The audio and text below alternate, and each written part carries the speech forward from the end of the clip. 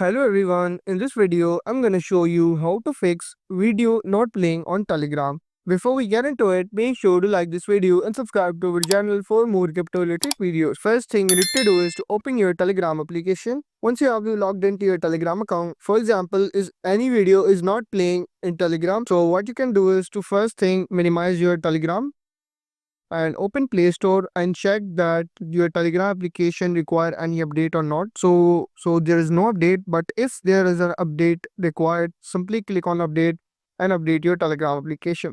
After that, maybe your issue will resolve, but still your issue is not resolving. What you can do is to minimize your Telegram application. After that, tap and hold and click on app info. Now click on storage and after that click on clear data button. Now you need to tap on this clear cache in order to clear the cache of your Telegram application. After that your issue will be resolved, and if your issue is still not resolved, you just need to open your network, Wi-Fi network, and after that you just need to check your Wi-Fi if the Wi-Fi is working properly. After that your issue will be successfully resolved, and that's it. Now you know how to fix video not playing on Telegram. If this video helped you out, make sure to like this video and subscribe to our channel for more crypto related videos.